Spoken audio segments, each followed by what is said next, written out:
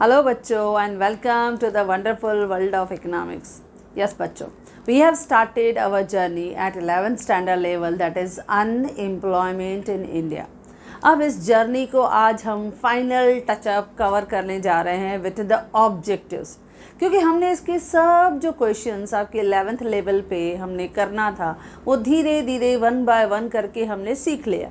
आज हम इसी चैप्टर के जो ऑब्जेक्टिव्स हैं जो आपको फुल मार्क्स दिलाते हैं, जिसमें 1 मार्क के भी ऑब्जेक्टिव रहते हैं, 2 मार्क के भी रहते हैं और 4 मार्क के लिए आपको कोई भी टेबल दिया जाता है जिसमें से कभी वो क्वेश्चन पूछते हैं, कभी आपको वो टेबल देंगे जिसमें से आपको आइडेंटिफाई करना रहता है। यानी anyway objectives will provide you full marks. तो आज हम वही सब ऑब्जेक्टिव्स को डिस्कस करने वाले हैं in a very easy way, as you know that simplicity is our main motto. तो चलो आते हैं, हम टेक्स्ट बुक मैंने हाथ में लिया हुआ है जैसे आप देख रहे हो, और इस टेक्स्ट बुक में पेज नंबर 49 पे हम पहला क्वेश्चन जो है ऑब्जेक्टिव का डिस्कस करें। पहला क्वेश्चन जो दिया गया है, find the odd word out. यानी हमें कुछ वर्ड दिए जाएंगे, उनमें जो उस ग्रुप के साथ मैच नहीं होता है वर्ड, उसे बाहर निकाल देंगे, उसे बाहर पिक कर देंगे। तो इसके लिए हम कहते हैं फाइंड ऑड वर्ड आउट। ये 1 मार्क का 1 मार्क का एक क्वेश्चन रहता है। तो चलो करते हैं 1 बाय 1। तो क्वेश्चन नंबर 1 है ऑड वर्ड आउट। पहला आपको दिया गया अर्बन अनएम्प्लॉयमेंट। अब थोड़ा मेमोरीज को फ्रेश कर लो। आपने देखा था कि अर्बन अनएम्प्लॉयमेंट 2 कैटेगरी में बच्चों डिवाइड हुआ था।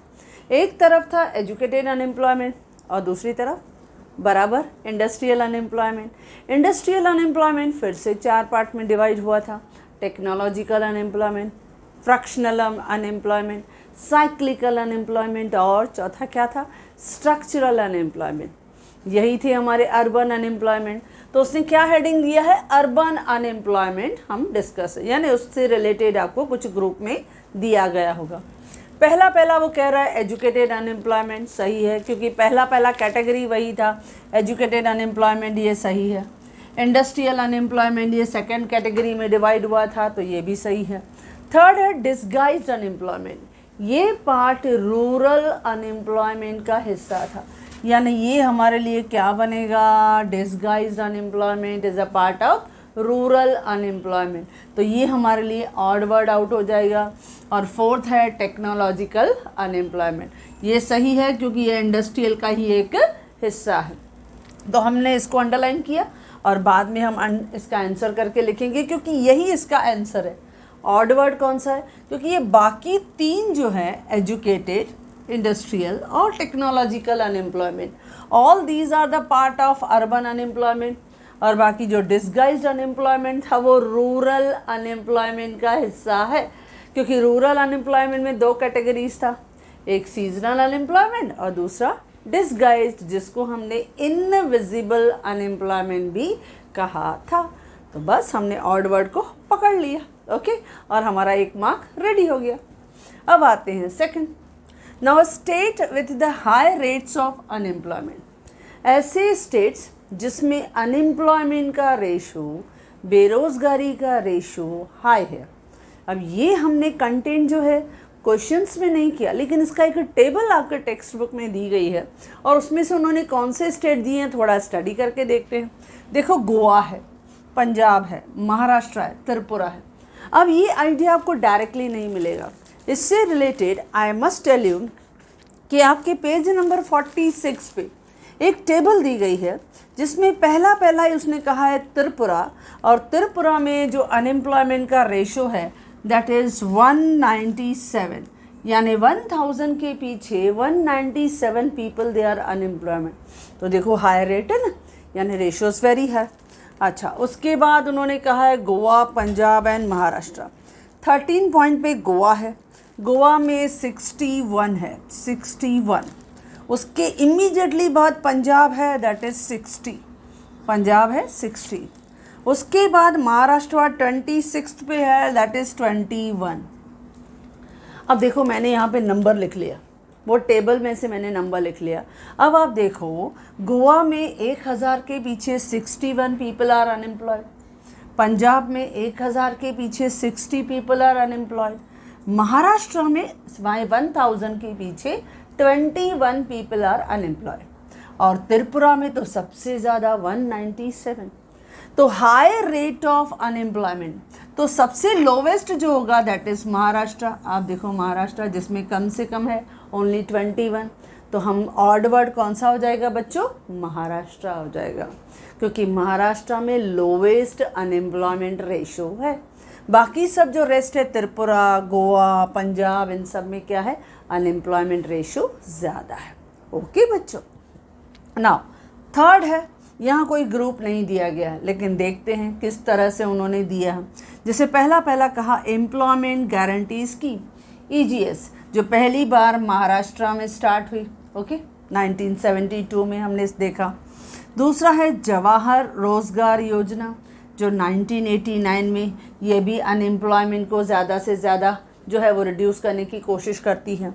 देन स्वर्ण जयंती ग्राम स्वरोजगार योजना 1991, जो ट्राइसम प्रोग्राम को हमने एक नया नाम दिया, स्वर्ण जयंती ग्राम स्वरोजगार योजना।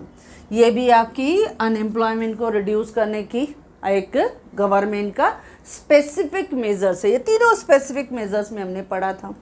चौथा है डेवलपमेंट ऑफ टूरिज्म, देखो ये नहीं है, क्योंकि ये कोई प्रोग्राम, ये पॉलिसी अनएम्प्लॉयमेंट को रिड्यूस करने के लिए तो नहीं है।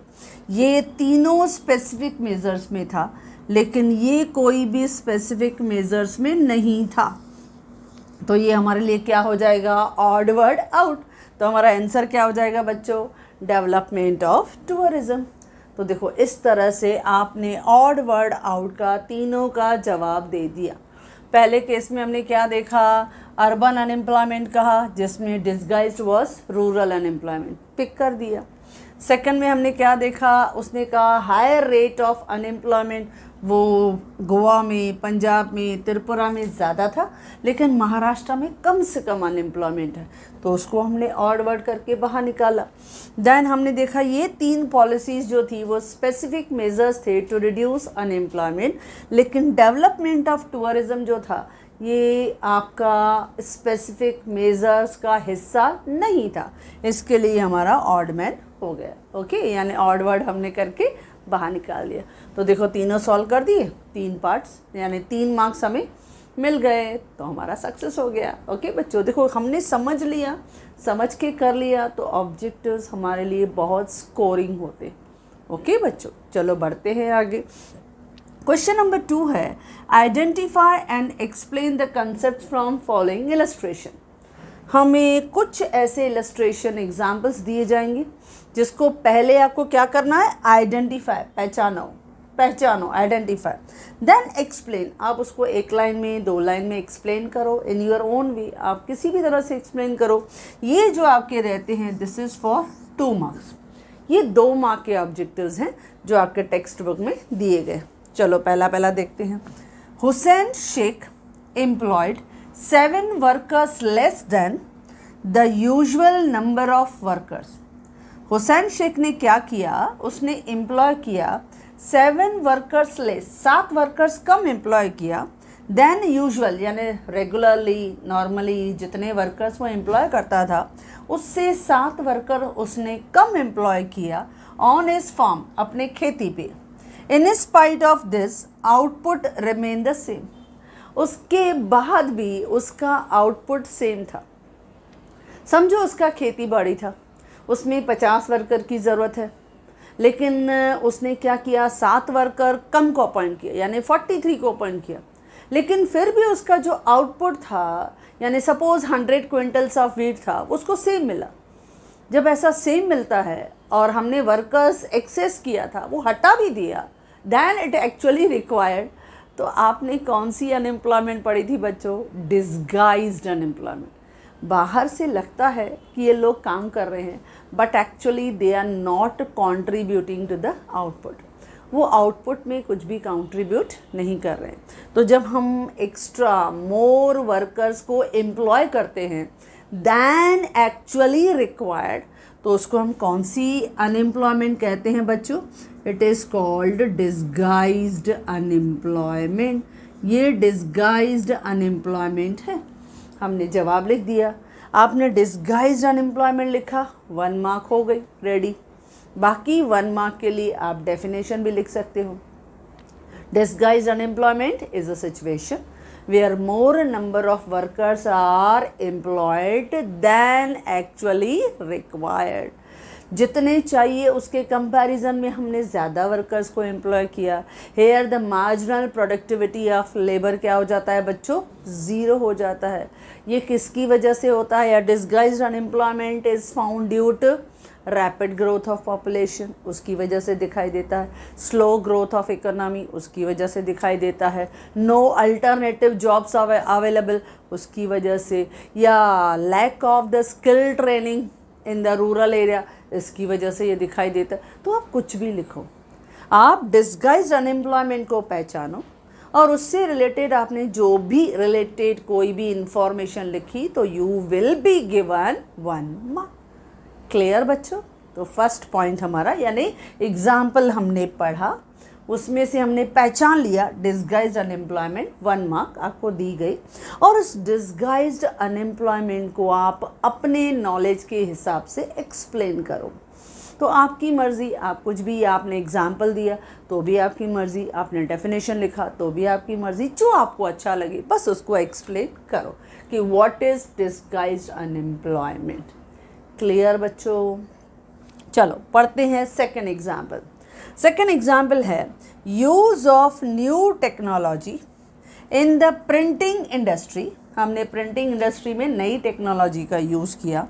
Has lead to unemployment among the several workers. ये भी हमने पढ़ा था। जब आप किसी भी प्रोडक्शन एरिया में आप न्यू टेक्नोलॉजी लेके आते हो, तो आपने प्रिंटिंग इंडस्ट्री में भी कंप्यूटराइज मशीनरी लेके आए, एडवांस सोफिस्टिकेटेड मशीनरी लेके आए। जब आप एडवांस न्यू टेक्नोलॉजी लेके आते हो तो उसकी वजह से ज़्यादा लेबर्स की ज़रूरत नहीं पड़ती है। अब आपने ज़्यादा लेबर्स एम्प्लॉय नहीं किए, यानी ये कौन सी अनएम्प्लॉयमेंट हो गई बच्चों? इट इज़ कॉल्ड टेक्नोलॉजिकल, क्योंकि न्यू टेक्नोलॉजी आ गई। न्यू टेक्नोलॉजी आ गई तो आपने कुछ वर्कर्स को डिस्प्लेस कर दिया होगा, रिमूव कर दिया होगा, आपको ज़्यादा लेबर्स की ज़रूरत नहीं पड़ी। तो that is called technological unemployment. Technological unemployment. देखो जवाब दे दिया, हमने पहचान लिया कि ये टेक्नोलॉजिकल, क्योंकि न्यू टेक्नोलॉजी का इंट्रोडक्शन हुआ, इसकी वजह से आपको ज़्यादा लेबर्स की ज़रूरत नहीं पड़ी, कुछ वर्कर्स को आपने रिमूव कर दिया। तो ये कौन सी आपकी अनएम्प्लॉयमेंट का प्रॉब्लम है जो इंडस्ट्री में किया था? Technological unemployment. तो बस पहचान लिया। अब उससे रिलेटेड आप सपोज डेफिनेशन लिखते हो कि technological is a situation where workers get unemployed due to introduction of new technology, या अलग अंदाज में when some workers are removed from the job due to introduction of new technology, उसे हम क्या कहते हैं बच्चों? Technological unemployment. जैसे हमने क्या कहा, मॉडर्न मशीनरी आपने किया, या आपने रोबोटिक मशीनरी ले लिया, एडवांस टेक्नोलॉजी को हायर कर लिया, तो इसकी वजह से क्या होता है? ज़्यादा लेबर की ज़रूरत नहीं पड़ती है, कुछ वर्कर्स को हमने निकाल दिया। तो that is called technological unemployment. Okay बच्चों? चलो third one, Satish has completed his post graduation. उसने पोस्ट ग्रेजुएशन कंप्लीट कर लिया, यानी वो फाइनली मास्टर्स उसने कवर कर लिया। And is desperately expecting a job, यानी उसको अभी एकदम डेस्परेटली, वो बहुत जो है वो एक्साइटेड है, is ready and willing to do a job, लेकिन he is not getting a job. तो ये कौन सी? जब पढ़े लिखे लोग, when the people are educated, they are ready and willing to do a job but they do not get a job, तो आप उसको क्या कहोगे? ये पोस्ट ग्रेजुएट है, तो क्या कहोगे? बराबर आपने सोचा, you are right, it is called educated unemployment. ये एजुकेटेड अनएम्प्लॉयमेंट है, पढ़ा लिखा है, पोस्ट ग्रेजुएट है, उसका क्वालिफिकेशन बहुत अच्छा है, लेकिन still he is not getting a suitable job, उसको जॉब नहीं मिल पा रहा है, तो उसे हम क्या कहेंगे बच्चों? Educated unemployment. तो आप डेफिनेशन लिखो, या एजुकेटेड अनएम्प्लॉयमेंट जो है यहाँ पे मोस्टली कहाँ दिखाई देता है? Mostly in case of matriculate हो, ग्रेजुएट हो, पोस्ट ग्रेजुएट हो, वहाँ दिखाई देता है।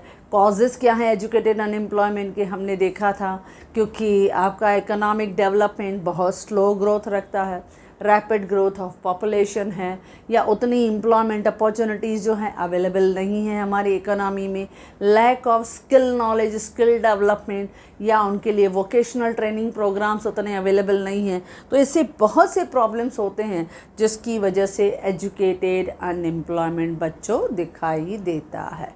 क्लियर बेटा? चलो बढ़ते हैं आगे। Fourth one, in certain agriculture areas of Maharashtra only kharif crops are grown. In certain agriculture areas of Maharashtra, Maharashtra के कुछ हिस्सों में सिर्फ खरीफ क्रॉप को ही ग्रोन किया जाता है। Therefore employment is available till the month of October, यानी जब तक मानसून है, जब तक रेनी सीज़न है, टिल देन खरीफ क्रॉप है, तब तक जो भी फार्मर्स हैं, कल्टीवेटर्स हैं, they are busy in their agriculture process. लेकिन जैसे ही मानसून सीज़न ओवर हो जाता है, they are not available the irrigation का फैसिलिटी, तो दे रिमेन अनएम्प्लॉयड। पता है हमने किधर किया था? ये हमने किया था, आप बराबर सोच रहे, यू आर एब्सोल्युटली राइट, आपने जो सोचा वो सही है। दैट इज़ कौन सा unemployment? That is seasonal unemployment. ये सीजनल अनएम्प्लॉयमेंट है। When the people remain unemployed due to off season, due to slack season, तो उसे हम क्या कहते हैं बच्चों? Seasonal unemployment. यहाँ पे स्पेशली जो फार्मर्स हैं, कल्टीवेटर्स हैं, they remain unemployed for 5 to 7 months of the year. क्यों? क्योंकि उनके पास इरिगेशन फैसिलिटीज़ नहीं। क्यों? क्योंकि उनके पास better varieties of seeds, fertilizers available नहीं है। उनके पास अदर अल्टरनेटिव जॉब्स अवेलेबल नहीं कि कहीं आसपास के कारखानों में, फैक्ट्रीज़ में वो काम करें। तो जब ऐसा होता है तो they will find the seasonal unemployment. ऐसी सीजनल अनएम्प्लॉयमेंट हमने देखा था एग्रो बेस्ड इंडस्ट्री में भी दिखाई देता है, ऐसा हमने मैरिज बैंड्स में भी हमने देखा था, टूरिज़्म इंडस्ट्री में भी ये दिखाई देता है। तो यहाँ तो एग्रीकल्चर की बात कर रहा है क्योंकि ऑफ सीज़न है, स्लैक सीज़न है, तो क्या कहा बच्चों हमने? Seasonal unemployment. हेडिंग लिखा 1 मार्क का, सीजनल अनएम्प्लॉयमेंट, बस उसके बारे में आप कुछ भी लिखो, डेफिनेशन लिखो तो भी अच्छा, उससे रिलेटेड आप कोई नॉलेज देते हो तो भी अच्छा। ओके बच्चों, तो इस तरह के इलस्ट्रेशंस को आइडेंटिफाई करना और उसके बारे में एक्सप्लेन करना, ये आपके लिए बहुत ही इजी रहता है। आपने पूरे कंटेंट को, कंसेप्ट्स को, नॉलेज को अच्छी तरह से समझा है, थियरीज़ को प्रॉपरली रीड किया है, तो इस तरह की जो एग्जाम्पल्स हैं आपके लिए इतने इजी हो जाते हैं। आपने पढ़ा और फटाफट आपको वो वर्ड, जो कॉन्सेप्ट है, टर्म है, वो आपके माइंड में क्लिक करेगा और उसके बारे में आपको जो जानते हो बस लिखो, आपका काम हो गया। ओके, तो 2 में से 2 मार्क, यानी ऐसे आपके जब आपका पेपर होगा तो उसमें at least 3 out of 5 illustration it must be asked in the paper, उसमें से पूछा जाता है। ओके, तो ये था हमारा क्वेश्चन नंबर 2। हमने कंसेप्ट को आइडेंटिफाई भी किया, पहचाना भी और उसके बारे में एक्सप्लेनेशन भी दिया। चलो अब आते हैं क्वेश्चन नंबर 3, और क्वेश्चन नंबर 3 में है कोरिलेशन, यानी इसमें हमें पेयर्स को मैच करना होता है, एक रिलेशन मेंटेन करना होता है, एक कंपैरिजन करते हैं। तो इसमें मैंने जैसे हमेशा पहले भी बताया है, इसमें आपको 75% जॉब हम करके देते हैं, ओनली 25% एक ब्लैंक आपको रिलेशन मेंटेन करके, मैच करके आपको फाइंड आउट करना बहुत आसान होता है। जैसे हमने लिया है फर्स्ट कोरिलेशन में सीजनल अनएम्प्लॉयमेंट, उसके सामने उसने जोड़ी क्या मिलाई है? Tourist guide. अब जो टूरिस्ट गाइड्स है उसमें सीजनल अनएम्प्लॉयमेंट होती है, बराबर है। जब सीज़न ऑफ हो जाती है तो दे रिमेन अनएम्प्लॉयड, तो टूरिस्ट गाइड में ऐसा होता है।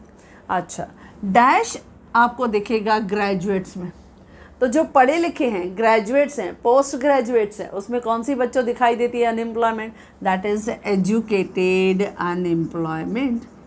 आपने मेरे से पहले ही गेस कर लिया, बराबर हो आप लोग, क्योंकि उसने कहा ग्रेजुएट, तो ग्रेजुएट है यानी पढ़ा लिखा, तो ग्रेजुएट्स के लिए क्या लिखेंगे? Educated unemployment. देखो कितना आसान था, और 1 मार्क आपने जीत भी लिया। तो ये नॉलेज आपको इस तरह के ऑब्जेक्टिव्स को समझने में और फुल मार्क्स स्कोर करने में हेल्प करते हैं।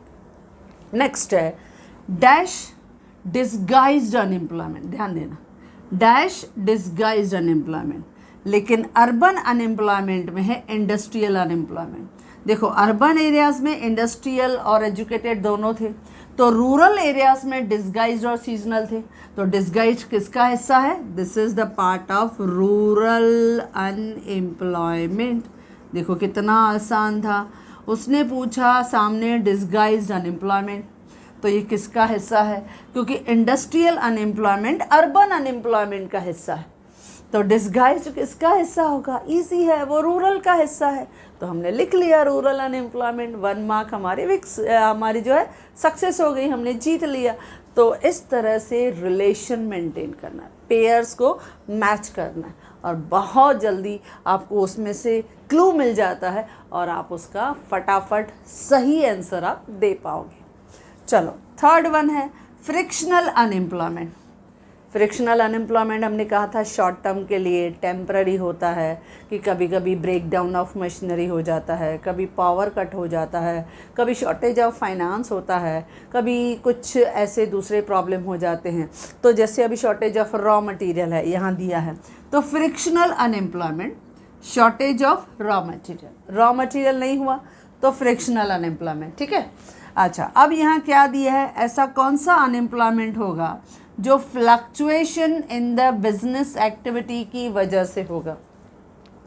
जब बिजनेस एक्टिविटीज़ फ्लक्चुएट होती हैं, अप्स एंड डाउन होता रहता है, बिजनेस जो है कभी अप कभी डाउन, फ्लक्चुएशंस आया, इफ़ेक्टिव डिमांड नहीं है, याद है हमने किया था, इकोनॉमी में इफ़ेक्टिव डिमांड नहीं है, इसके लिए प्रोडक्शन कम है, इसके लिए प्रॉफिट कम है, प्राइस कम है, तो एम्प्लॉयमेंट भी कम है। तो ऐसी अनएम्प्लॉयमेंट को बच्चों हमने क्या कहा था? Cyclical unemployment.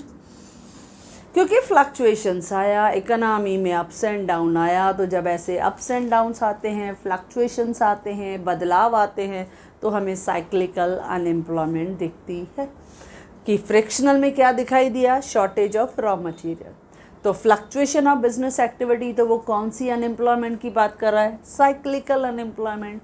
बस ये गेस कर लिया यानी आपकी सक्सेस, आपको 1 मार्क मिल गया। बस यही हमको चाहिए कि आपको क्लू दिया गया है, हिंट दिया गया है, रिलेशन मेंटेन करो और जो मिसिंग फैक्टर है उसको फाइंड आउट करो। ओके बच्चों।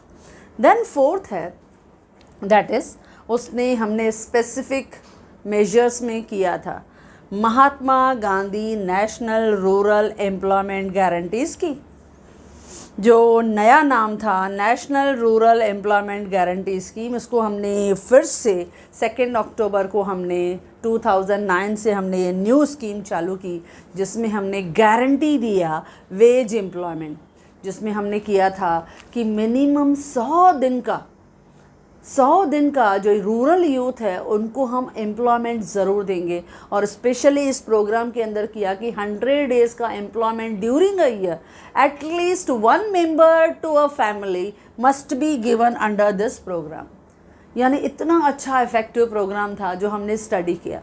तो चलो ठीक है, ये ट्राइसम प्रोग्राम यानी ट्रेनिंग टू रूरल, आपका employment rural youth, training to rural youth for self employment, यानी self employment was the main motto. तो ये इसका मेन पर्पज़ यही था, सेल्फ एम्प्लॉयमेंट, क्योंकि यहाँ पे कोशिश की जाएगी कि रूरल एरिया में जो यंग हमारे यूथ हैं, जो हमारे रूरल यूथ हैं, जो टैलेंटेड यूथ हैं, उनको मोटिवेट किया जाएगा, उनको इंकरेज किया जाएगा to become a self employ. उनके नॉलेज को अपग्रेड किया जाएगा बाय ट्रेनिंग प्रोग्राम्स, उनको ट्रेनिंग दी जाएगी, फिर उनको ट्रेनिंग दे के उनको सेल्फ एम्प्लॉयमेंट के लिए इनकरेज करना है। तो ये प्रोग्राम का मेन टारगेट क्या था? Self employment. और वो सेल्फ एम्प्लॉयमेंट का कल्चर खास करके entrepreneurship through the skill development programme हमने देखा था ना। वो हमने इस तरह से देखा कि इंडिया का स्टार्टअप पॉलिसी हमने देखा, इंडिया का स्टार्टअप इनिशिएटिव हमने देखा। ये जो प्रधानमंत्री कौशल योजना है उसके अंदर भी हमने बहुत सारे स्किल डेवलपमेंट प्रोग्राम्स को हमने फॉलो किया, जिसमें हमने देखा कि 2016 से लेके 2020 तक 2020 तक यानी हमारी गवर्नमेंट ने 12,000 करोड़ खर्चा किया। वाई? ताकि वो एंटरप्रेन्योरशिप स्किल को हम डेवलप कर पाएँ, उनको इनकरेज कर पाएँ और ज़्यादा से ज़्यादा फोकस किस पे हो? सेल्फ एम्प्लॉयमेंट पे, स्किल डेवलपमेंट पे। यही तो मेन मोटो है, ताकि हमारा जो अनएम्प्लॉयमेंट है उसको हम रिड्यूस कर पाएँ। ओके बच्चों। अच्छा, अब नेक्स्ट आ रहा है डैश, पता नहीं, वेस्ट ऑफ रिसोर्सेज। जब हमारे रिसोर्सेज वेस्ट होते हैं, ठीक है। सोशल इफेक्ट, जब लॉस ऑफ ह्यूमन डिग्निटी, जब ह्यूमन डिग्निटी का लॉस होता है, हमारी स्टेटस, हमारी पोजीशन, हमारी ह्यूमनिटी, इंसानियत जब हम लोग भूल जाते हैं और हम लोग एंटी सोशल एलिमेंट जो हैं, ईविल सोशल एलिमेंट्स जो हैं वो बन जाते हैं, तो वो सोशल इफ़ेक्ट्स हैं जो इकोनॉमी में आता है। जब पॉवर्टी बढ़ जाती है, अनएम्प्लॉयमेंट बढ़ जाता है, पॉपुलेशन बढ़ जाते हैं, तो हमारे समाज में बुराइयां भी बढ़ जाती हैं कि किडनैपिंग हुआ, एक्सटॉर्शन हुआ, यू विल सी दैट, या रॉबरी हम देखते हैं, स्टीलिंग हम देखते हैं। तो ये क्या है? ये हमारे सोशल इफ़ेक्ट्स हैं। लेकिन जब हमारे रिसोर्सेज वेस्ट होते हैं तो ये हमारा कौन सा इफ़ेक्ट है बच्चों? ये हमारे इकोनॉमिक इफ़ेक्ट्स हैं, क्योंकि हमारी फाइनेंशियल पोजीशन जो है वो वीक हो रही है। तो जब हम सोसाइटी पे, ह्यूमन डिग्निटी पे अटैक देखते हैं तो वो सोशल इफ़ेक्ट है। लेकिन जब loss of vestiges of resources हो रहे हैं, फाइनेंशियल हमारा वेस्टेजेस हो रहा है, तो उसे हम क्या कहेंगे बच्चों? Economic effects. Social effects, loss of human dignity. लेकिन वेस्ट ऑफ रिसोर्सेज, जब पैसे वेस्ट होते हैं तो क्या कहोगे? बहुत आसान है, इकोनॉमिक इफ़ेक्ट्स। ओके, तो ये हमने question number 1, question number 2, question number 3 जो था हमने इसमें से कवर किया। अच्छा, अब चलते हैं हमारे जो क्वेश्चन नंबर 4 है। हाँ, क्वेश्चन नंबर 4 में यू विल सी दैट आपको दिया गया है एक चार्ट। अब आपको एक चार्ट दिया गया है जो हम कवर करेंगे।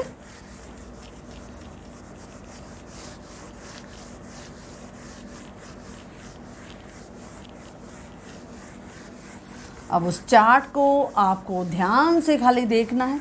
आपसे कुछ सवाल किए जाएंगे और उन सवालों के जवाब आपको देने हैं। बहुत इजी है। और ये चार्ट जो आप देखोगे ना, ये भी आपको 4 मार्क के लिए दिया जाएगा, यानी 4 मार्क्स के लिए आपको इस तरह का, यानी एक पिक्चर की तरह काम करेगा कि आप इस तरह का चार्ट देखो, इस तरह की पिक्चर देखो और उसमें से आप जवाब दो। क्या करना है, लेट्स सी। अच्छा देखो, उन्होंने क्या दिया है, अब मैं यहाँ लिख रही हूँ अनएम्प्लॉयमेंट शॉर्ट में। ओके, अब उसको उन्होंने 2 कैटेगरी में डिवाइड किया है। Number 1 that is rural unemployment, okay, और दूसरी तरफ लिखा है अर्बन अनएम्प्लॉयमेंट। अब हमने रूरल को देखा था कि ये 2 पार्ट्स में डिवाइड हुआ था। एक था सीजनल अनएम्प्लॉयमेंट, बराबर, और दूसरा क्या था? Disguised unemployment. ये इस तरह का हमने फर्स्ट क्वेश्चन में देखा था, फर्स्ट पार्ट में। सेकंड में हमने देखा अर्बन अनएम्प्लॉयमेंट। अब जब हम अर्बन अनएम्प्लॉयमेंट की बात करते हैं तो ये भी 2 पार्ट में डिवाइड होता है।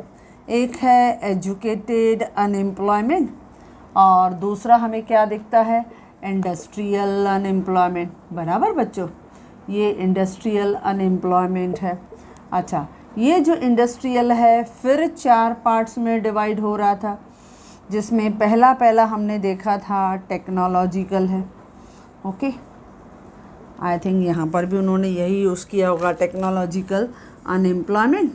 दूसरा फ्रिक्शनल अनएम्प्लॉयमेंट, ओके। थर्ड था साइक्लिकल अनएम्प्लॉयमेंट और फोर्थ था स्ट्रक्चरल अनएम्प्लॉयमेंट। ओके, चलो ये मैंने वही वापस एक पिक्चर जो है जो आपके क्वेश्चन नंबर 4 में दिया गया है, सेम मैंने यहाँ पे ले लिया। अब देखो इसके नीचे आपको ये ऑब्जर्व कहा है कि ऑब्जर्व द फॉलोइंग चार्ट। ये चार्ट आप देखो and answer the following question. जब ये क्वेश्चन आता है तो ये क्वेश्चन आपको 4 मार्क के लिए दिया जाएगा। 4 मार्क के लिए, देखो कितना आसान है, 4 मार्क के लिए दिया जाएगा। ये चार्ट को ध्यान से देखो, जबकि इसको चार्ट को देखने की ज़रूरत ही नहीं है। आप तो मेरे बच्चे हो, आपको सब याद होगा कि ये किस तरह से हमने डिस्कस किया था। चलो तो हम लोग देखते हैं क्या क्या सवाल पूछा है, जवाब भी दे देते हैं और गारंटी है कि मेरे से पहले मेरा सवाल ख़त्म होगा आपको ज़रूर जवाब आ भी जाएगा। चलो देखते हैं पहला सवाल। पहला सवाल है, production does not increase if additional worker is employed. हमारी प्रोडक्शन नहीं बढ़ रही है अगर मैं एक्स्ट्रा वर्कर को जॉब देता हूँ, एम्प्लॉय करता हूँ। And the production does not decrease if worker is reduced from the work. और मेरी प्रोडक्शन पे कोई असर भी नहीं आ रहा है अगर मैंने एक वर्कर को रिड्यूस कर दिया। Mention this type of unemployment.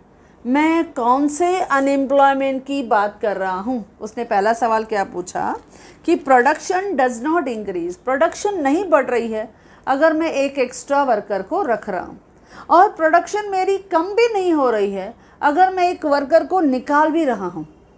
बताओ मैं किसकी बात कर रहा हूँ? तो आपने बराबर सोचा, हम बात कर रहे हैं डिसगाइज्ड अनएम्प्लॉयमेंट की। तो पहला का जवाब होगा डिसगाइज्ड अनएम्प्लॉयमेंट। देखो खाली पहचान लिया और आपकी 1 मार्क रेडी हो गई, आपका 1 मार्क का सक्सेस आपको मिल गया।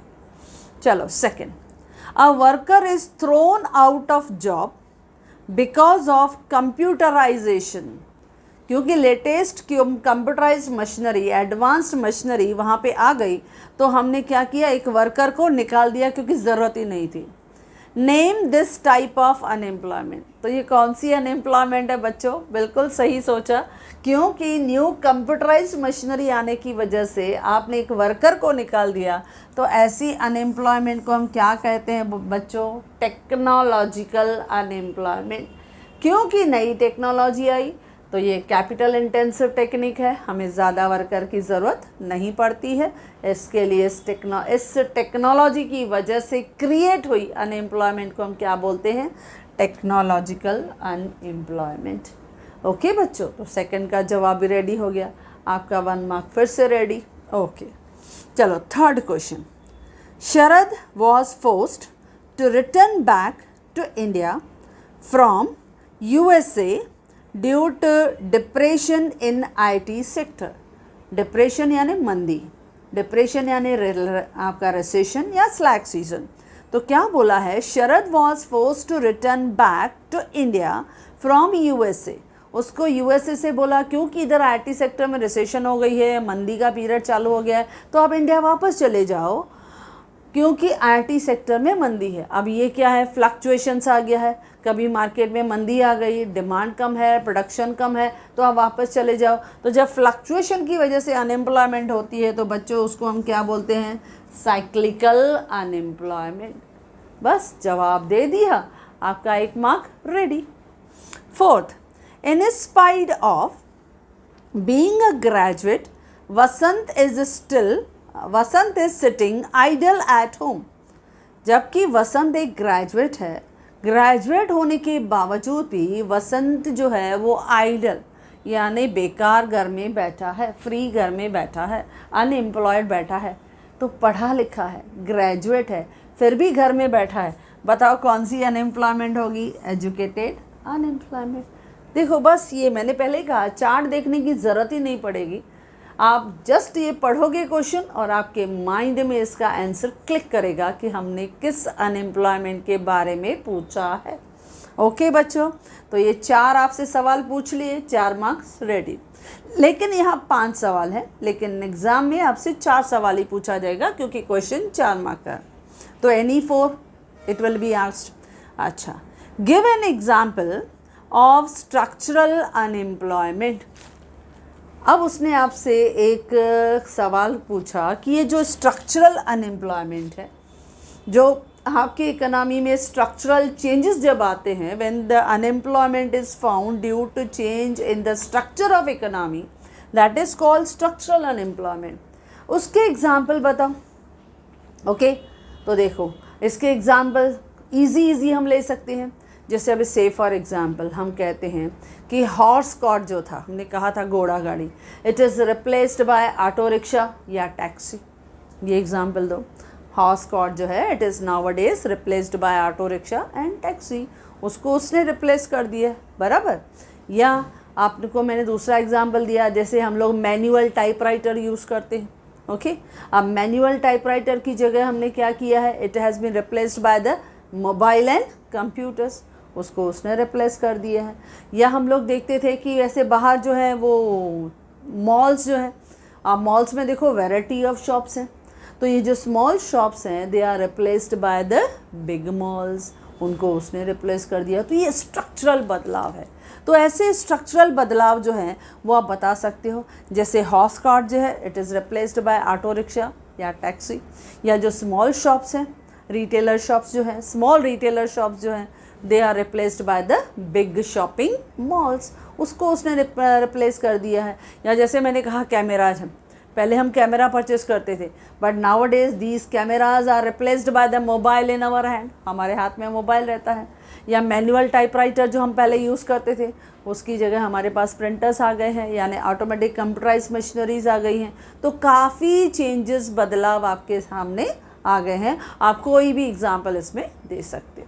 तो जो आपको लगे कि हाँ ये हम एग्जाम्पल दे सकते हैं, कोई भी एक दो एग्जाम्पल आप बता दो। ओके बच्चों, तो इस तरह से हमने ये 4 क्वेश्चन भी कंप्लीट किया। नाउ फाइनल ऑब्जेक्टिव का क्वेश्चन है, question number 5, find out the Q1 यानी quartile 1 and quartile 3 using the unemployment rates as numerical data. अब उन्होंने आपको 2009 से लेके 2017 तक अनएम्प्लॉयमेंट का रेट यानी परसेंटेज दिया हुआ है। ओके, अब उसको आप जो है थोड़ा कैलकुलेशन का सिर्फ थोड़ा काम रहेगा, लेकिन calculation will become very easy. मैं आपको करके दिखाती हूँ कि ये किस तरह से हम लोग इस कैलकुलेशन को कंटिन्यू कर सकते हैं। लेट्स सी, बहुत इजी है कि कैसे क्वार्टाइल 1 और क्वार्टाइल 3 जो है, यानी हमारे पूरे डेटा को हम लोग अरेंज करेंगे और उसमें से क्यूमुलेटिव फ्रीक्वेंसी, पहला कॉलम तो हमारा क्यूमुलेटिव फ्रीक्वेंसी का होगा, और उसको उसके बाद जैसे ही क्यूमुलेटिव फ्रीक्वेंसी हमें मिल गया तो बस आप फार्मूला यूज़ करोगे। क्वार्टाइल 1 का फार्मूला क्या है, n+1, क्योंकि डिस्क्रीट डेटा है। देखो फिर से आया है, ये डिस्क्रीट डेटा है, खाली थोड़ा डेसिमल में है, कोई बड़ी बात नहीं है, धीरे धीरे करके हम लोग ऐड कर देंगे। आपको सिर्फ 4-5 मिनट लगेंगे और 4 मार्क्स का बहुत ही इजी जो है ऐसा प्रॉब्लम जो है आप सॉल्व कर पाओगे, क्योंकि 10th तक आपने बहुत अच्छी तरह से ये किया भी था। तो चलो उसको थोड़ा हम करके देख लेते हैं।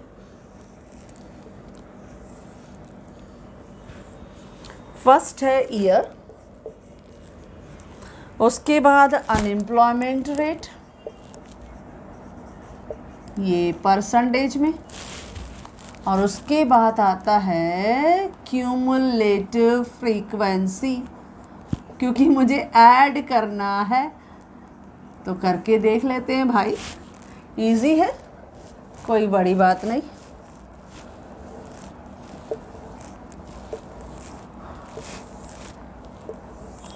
चलो देखते हैं, 1-2 कम पड़ गया तो एडजस्ट करते हैं। 2009 से 2010, 2011, 2012, 2013, 2014, 2015, 2016, 2017 और एक कवरिंग कॉलम जहां हम टोटल करेंगे 2000, 9, 10, 11, 12, 13, 14, 15, 16, अच्छा 17, ओके 17 तक, और एक टोटल कॉलम हमको ऐड करने के लिए चाहिए। ओके अच्छा, अब अनएम्प्लॉयमेंट का रेट 3.75। अच्छा, फिर अब जब क्यूमुलेटिव है तो ऐड करते जाना है सब में, लेकिन पहले मैं लिख रही हूँ 3.54, फिर 3.53, फिर 3.62, फिर 3.46, फिर 3.41, 3.49, डेसिमल देख के डर मत जाना, बहुत इजी है, 3.51 और 3.52।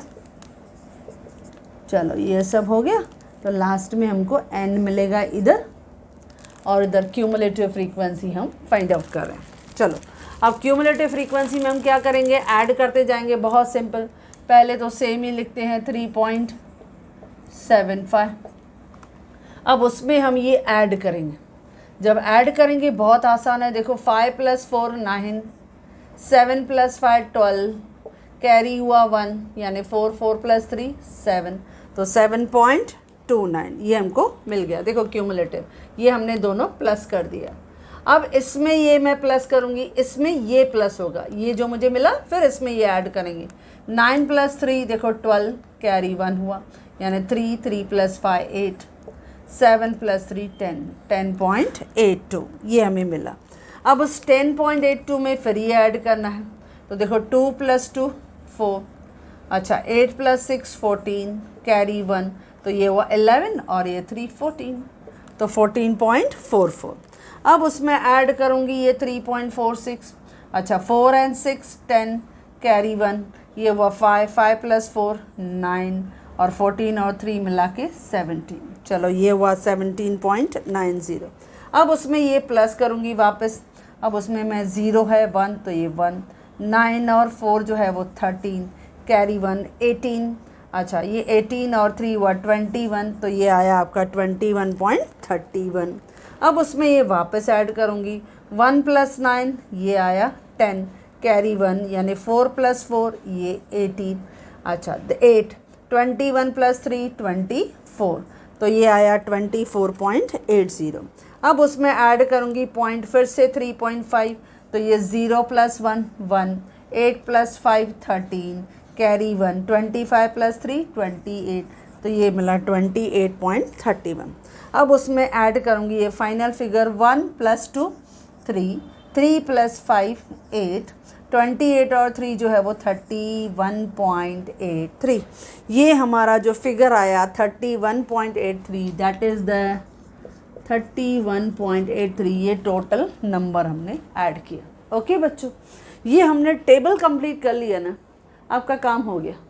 ये हम छोटे बच्चों की तरह प्लस कर रहे थे, इसमें मैंने क्या किया, क्यूमुलेटिव फ्रीक्वेंसी जो डेटा था पहले सेम लिखा, उसमें मैं ये सब प्लस करके सामने लिखा, फिर उसमें ये प्लस करके सामने लिखा, फिर उसमें ये प्लस करके, ऐसे हम क्यूमुलेटिव फ्रीक्वेंसी निकालते हैं, जो ऑलरेडी आप 9th 10th में हमने पहले ही कहा, ये सब आपने किया हुआ है। सिर्फ उसको हम इकोनॉमिक्स में यूज़ कर रहे हैं कि डेटा को किस तरह से अलग अंदाज में भी हम पूछ सकते हैं। आपको टेबल दिया, उस टेबल में से आपको क्या पूछा, फाइंड Q1 एंड Q3। देखो 4 मार्क का बहुत इजी आपको प्रॉब्लम। करना क्या था, हमने उसको पहले क्यूमुलेटिव फ्रीक्वेंसी निकाल दिया, ऐड करके निकाल दिया। तो देखो आपका फार्मूला, पहले तो फार्मूला आपका रेडी, फार्मूला जो है दैट इज़ n + 1/4। अब आपको मालूम है ये जो n है वो आया 31, हमें मालूम है 31.83 + 1/4, यानी 30। देखो 1 ऐड करेंगे तो ये फुल है, फुल में ऐड होगा, ये डेसिमल वैल्यू में ऐड मत करना बच्चों। ये हमारा क्या है 31.83, और ये 1 फुल है, तो ये 1 यहाँ पे ऐड करना, यहाँ 0 0 है, तो ये प्लस होगा, तो ये आ जाएगा 32.83। तो 32.83 डिवाइडेड बाय 4। अब इस Q1 को जब हम डिवाइड करके देखेंगे तो बहुत आसान। देखो 4 का टेबल 32 को 8.8 बार तो लगेगा, 8 4 = 32। अच्छा फिर 0.4 का टेबल 8 को 2 बार लगेगा। अच्छा 3 को नहीं लगेगा तो 0। अब आया यहाँ 30 को 28 कितनी बार लगेगा 7 टाइम, बचा 2 तो फिर 0 दिया क्योंकि डेसिमल लगा हुआ है इधर, तो फिर लगेगा 5। तो आप डिवाइड करके देख लेना, आप साइड में डिवाइड करके देख लेना, आपका आंसर आएगा क्वार्टाइल 1 इज़ 8.2075। अब देखो ये 2075 8.20 8 पॉइंट, मैं 8 पॉइंट को पकड़ रही हूँ। अब 8 पॉइंट किधर आ रहा है यहाँ पे, आप देखो यहाँ तक तो 7.29 है, अब 8 यहाँ आ रहा है, यानी आपका क्वार्टाइल 1 ईयर कौन सा हो गया बच्चों 2011। तो बस Q हमें यहाँ मिला तो हम लिखेंगे therefore Q1 is equal to 2011 का ईयर। हो गया जवाब। देखो कितना आसान था। अब आ जाओ Q3 पे। अब Q3 को देख के अभी डरना मत, खाली फार्मूला ध्यान रखो।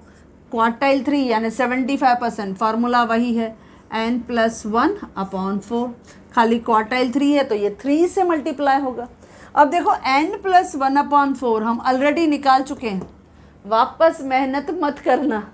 तो यहाँ पे हम निकालेंगे जब 3 इंटू आपका आंसर आएगा 8.2075। तो चलो करके देख लेते हैं ये Q3 हमें क्या मिलता है।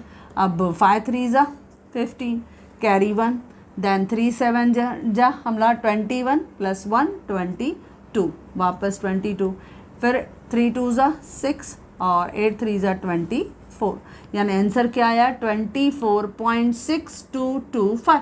ओके अब देखो 24.62 देखो इधर ही आ रहा है 24, तो हमारा 2015, तो हमारा क्वार्टाइल 3 जो है इट विल बी 2015। देखो कितना आसान था। मैंने फिर से आपको कैलकुलेशन करने नहीं दिया, मैंने ट्रिक फॉलो किया। देखो मैंने क्या लिखा, क्वार्टाइल 3 का फार्मूला 3n+1/4 बराबर। अब n+1/4 हमारा ये आ गया था ऑलरेडी 8.2075। भले आप 2 डेसिमल प्लेस तक जाओगे तो भी आप सही हो, सही हो। आप 8.20 नहीं लिख के सपोज थर्ड प्लेस 5 और 5 से ज़्यादा है तो आपने इसको 21 लिखा तो भी आप राइट हो। कैसे भी कर सकते हो, आंसर सेम आएगा। अच्छा उसको मैंने सेम यूज़ किया 3 × 8.2075, तो मेरा आंसर जो आया वो आया 24.6225। ये हमारा आंसर आया यहाँ पे, दैट इज़ 24.6225। तो हमने क्वार्टाइल 3 जो हमने यहाँ निकाला वो कहाँ पे है 24, दैट इज़ यहाँ पे, ये यहाँ पे फॉर्मूला आप देखो डेटा 24.62, तो यहाँ 80 है यानी 62 भी इधर ही आ गया। तो ये हमारा क्वार्टाइल 3 था, यानी क्वार्टाइल 3 ईयर कौन सा है 2015 का, और क्वार्टाइल 1 ईयर हमारा कौन सा है 2011 का। अब देखो यहाँ तक आपके 2 मार्क, यहाँ तक आपके 2 मार्क, कौन सा बुरा था। इतना इजीली क्या किया हमने, छोटे बच्चों की तरह एक क्यूमुलेटिव फ्रीक्वेंसी निकाला जिसमें हम ऐड करते गए। अब ऐड करने का काम आप बचपन से करते आ रहे हो, तो डरने का नहीं, डेटा दिखने में डरावनी थी लेकिन जब आप सॉल्व करोगे तो बहुत इजी है। आपने ऐड किया, उसके बाद फार्मूला यूज़ किया, क्वार्टाइल 1 यानी n+1/4, हमें मिला वो डेटा दैट इज़ 8.27। देखो वो डेटा कौन से ग्रुप में आ रही है, वो डेटा हमारी 2011 के सामने आ रही, यानी क्वार्टाइल 1 इज़ 2011 का साल। लेकिन जब हमने थर्ड क्वार्टाइल बोला तो फार्मूला क्या है 3n+1/4, तो n+1/4 का तो ये कैलकुलेशन हो चुका है, खाली 3 से मल्टीप्लाई करना था। मल्टीप्लाई किया तो 24.6225। तो देखो 24 कौन से कॉलम में आ रहा है, तो ये ग्रुप आ रहा है यानी 2015 के कॉलम में आ रहा है, यानी 2015 विल बी अवर क्वार्टाइल 3। तो इस तरह से हमने ये 4 मार्क का क्वेश्चन आपको इस तरह से टेबल भी दिया अगर आपके कॉलेज में, तो कितना इजीली हम कवर कर पाते हैं। इसके लिए बच्चों ऐसे फिगर्स को देख के डरना मत, बहुत इजीली कवर हो जाते हैं और फुल मार्क्स मिलते हैं। क्योंकि जब हम थियोरी लिखते हैं तो theory on the contrary time consuming होता है। यहाँ सिर्फ क्या था, आपको फार्मूला ध्यान रखना था। क्वार्टाइल 1 यानी n+1/4 डिस्क्रीट डेटा है क्योंकि सिंगल डेटा थी, और क्वार्टाइल 3 यानी 3n+1/4। तो हमने बस उसको यूज़ किया, सिंपल लॉजिक लगा दिया और हमने जो डेटा उसने पूछी थी हमने उसको कवर करके दे दी। और बाकी उसके बाद आंसर द फॉलोइंग क्वेश्चन, जो हम सब क्वेश्चन अच्छी तरह से कर चुके हैं, एक एक पार्ट को हमने अच्छी तरह से समझा। तो इस तरह से आपके जो जितने भी ऑब्जेक्टिव्स थे उन सब ऑब्जेक्टिव्स को हमने वन बाय वन करके कवर किया। शुरुआत की हमने ऑड मैन आउट से, फिर इलस्ट्रेशन हमने देखा, ऑड वर्ड निकाला, इलस्ट्रेशन में से हमने कंसेप्ट को फाइंड आउट किया, कोरिलेशन मेंटेन किया, फिर चार्ट दिखाया उन्होंने, चार्ट में से क्वेश्चन पूछा तो भी इजी थे, और लास्ट में उन्होंने क्वार्टाइल 1 और क्वार्टाइल 3 भी आपके सामने हो गया। तो इस तरह से हमने ऑब्जेक्टिव्स को भी बहुत अच्छी तरह से आपके साथ डिस्कस किया, और आपने भी, आई होप सो कि आपने भी मेरे साथ ये सब ऑब्जेक्टिव्स जो है वो सॉल्व किए होंगे, और होप सो आपको समझ में भी आए होंगे। तो यस बच्चों, if you like this video do share, and if you want my handwritten notes, the link is given in the description box. Thank you.